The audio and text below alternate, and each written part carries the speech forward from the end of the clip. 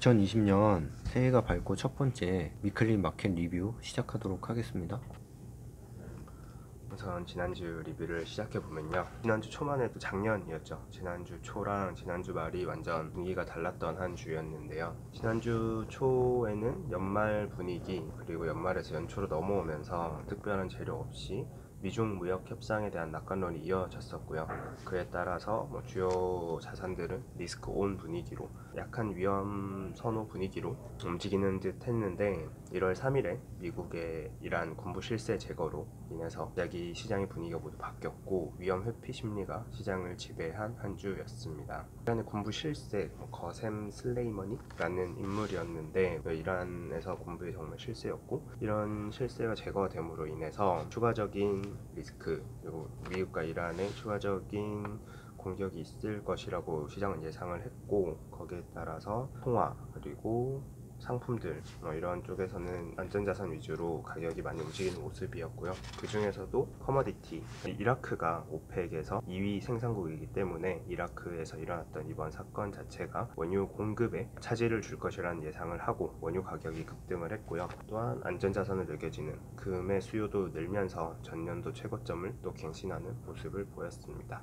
권영아, 이게 지금 하고 있는 게 무슨 분석이야? 기본적 분석. 기본적 분석이지. 우리가 강의 시간에 얘기를 했듯이 기본적 분석은 이런 거를 하는 거야. 그래서 매주 하는 거야. 그리고 기본적 분석이라는 거는 그렇게 매일매일 막 트렌드가 확 바뀌지는 않아. 하루 좋았다 하루 나빴다 그러지는 않고. 근데 우선 우리가 지난주 금요일날 이 뉴스가 처음에 나왔을 때, 금요일 오전에 아시아장에서 나왔을 때 좀 시장이 여파를 줬어. 이게 발표가 됐을 때 금 가격이 엄청나게 뛰었고, 원유 가격도 좀 폭등을 한 그런 상황이고, 거기에 원달러 같은 경우는 달러가 강세로 가고 원화가 약세로 가서 환율은 올랐고, 주식 같은 경우는 인덱스가 다 하락으로 가는 그런 모습을 보여줬어. 그럼 우리가 지난주에 이게 되게 중요한 이슈였구나 라고 하는 걸 알게 됐잖아. 그럼 이번 주에 해야 될 게 뭐냐면, 과연 그 이슈가 이번 주에도 영향을 미칠 것인가에 대한 이야기를 우리가 하는 거야. 어떨 것 같니? 이 이슈 자체가 단기적으로 갈 것 같지는 않은데. 그렇지. 우리가 안전자산 선호가 지난주에 이슈였다고 했잖아, 지난주 말에. 그렇게 가격이 계속 움직이고 있느냐, 그거에 대한 걸 보는 거지. 실질적으로 보면 지금도 금 가격은 오르고 있고 원유 가격도 오르고 있고 원달러도 상승하고 있고, 우리나라 주식 인덱스는 하락을 하고 있어. 그럼 이 이슈가 계속해서 영향을 미치고 있다, 이번 주에도 그럴 것이다 라고 생각을 하는 거지. 그럼 그 다음에 무엇을 해야 돼?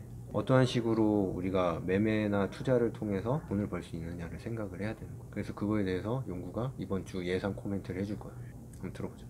우선 지난주 말에 있었던 그런 중동발 리스크가 시장을 지배하고 있고, 여전히 이번 주에도 지켜봐야 할 것 같은데요. 그 이유 자체가, 이번에 사살된 인물이 굉장히 이란에서는 핵심적인 인물이었고, 그래서 시장은 좀 더 이전에 지나쳤던 중동 이슈들과는 다르게 보고 있는 것 같고요. 실제로 자산 움직임이 그렇게 움직이고 있다는 것도 굉장히 주목할 부분인 것 같고, 실제로 트럼프 대통령의 재선 전략이 아니냐라는 얘기도 많이 나오고 있어요. 미국 자체에서 전쟁 중이거나 전쟁 위기가 컸던 시기에는 대통령이 바뀐 적이 없고, 그러니까 재선에 모두 성공을 했었고요. 그런 집권당이 바뀌는 경우도 없었기 때문에 그런 얘기가 나오고 있고, 실제로 미국에서 반전 시위가 엄청나게 일어나고 있어요. 대선에 이런 전쟁을 이용하지 말아라 라는 시위가 실제로도 엄청나게 일어나고 있고, 이전에 오바마 정부 때도 트럼프가 트윗으로 오바마가 이란이나 이런 중동 정세를 이용해서 자기 집권당의 정권 교체를 막을 것이다 라는 트윗을 굉장히 많이 했었거든요. 그래서 사람들이 이렇게 더 보고 있는 것 같고, 지금 이라크에서는 4일에서 6일을 국가 추모기간으로 선포를 해서, 이 기간에는 사실상의 반격이 크게 일어나진 않을 것 같긴 한데, 이 기간 지나고 나서 추가적인 공격이나 이라크 이쪽에서 실제로 추가적인 공격을 하겠다고 엄포를 했기 때문에 좀 더 지켜봐야 될 것 같습니다. 이번 주에 실제로 PMI 지표나 중국 물가, 유럽 실업률, 미국의 난팜 등 평소라면 되게 주목해야 됐을 만한 이벤트들이 있는데도 불구하고, 지난주 있었던 리스크가 시장의 분위기를 완전 바꿔놨기 때문에 지난주 많이 움직였던 원유나 금 위주로 해서 위험 자산들을 주목해야 될 한 주가 아닐까 싶습니다. 누구가 이제 이번 주에 대한 이야기를 좀 해줬잖아. 네. 우리가 봐야 될 게 뭐냐면, 우리가 뭔가 투자를 할 때 대표적인 위험 자산이 뭐니? 주식이요. 위험 자산이라고 하는 거는 우리가 리스크를 테이킹 하겠다는 거잖아. 근데 네. 지금 상황에서 전쟁 난다는데 리스크를 테이크하면 되겠어? 그렇죠. 그러면 지금은 주식을 개별 종목을 하든 인덱스를 하든 오를 거라고 생각을 하는 거는 약간 리스크가 있단 말이야. 그렇다고 해서 우리가 손을 놓고만 있을 수는 없어. 이건 충분히 돈을 벌 수 있는 기회가 될 거거든. 그럼 우리가 계속 얘기했잖아. 원유는 지금 원유를 생산을 많이 하는 곳들에서 이런 이슈가 있기 때문에 원유 생산에 대한 차질도 있을 거고, 그리고 우리 지금 아까 나왔던 무슨 해협이지? 호르무즈예요. 호르무즈 해협을 통해서 대부분의 원유가 아시아나 이런 쪽으로 오게 된단 말이야. 근데 그게 이란하고 바로 인접해 있기 때문에 원유가 못 올 수 있는 경우도 있어. 생산을 하더라도. 그럼 그거 자체가 당연히 공급에 차질이 생기는 거기 때문에 공급에 차질이 생기면 그 상품의 가격은 상승을 할 수밖에 없다. 우리가 또 대표적인 안전자산에 대해서 얘기를 하면은 금이나 미국 국채 아니면은 뭐 달러, 엔 같은 걸 이야기를 해. 근데 거기서 나는 뭐가 제일 유망하다고 생각을 하면 금이라고 생각을 해.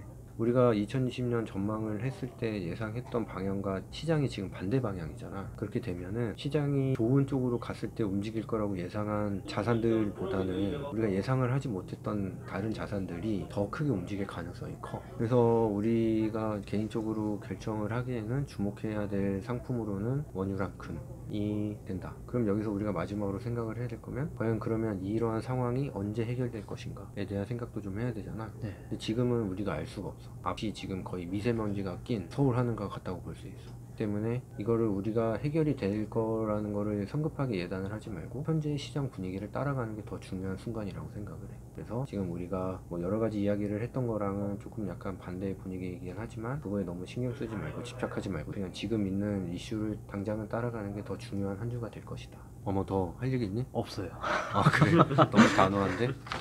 그러면은 저희가 이제 이렇게 매주 올릴 건데 다들 꾸준히 들으시고 좀 시장을 파악하는데 도움이 되시면 좋겠습니다. 그러면 우리 뭐 구독 고지 안 하기로 했으니까 구독, 좋아요, 뭐 알림 설정 이런 거는 뭐 알아서들 하세요. 되게 쿨한 척 하시는데. 자, 오늘은 마켓 리뷰는 여기까지.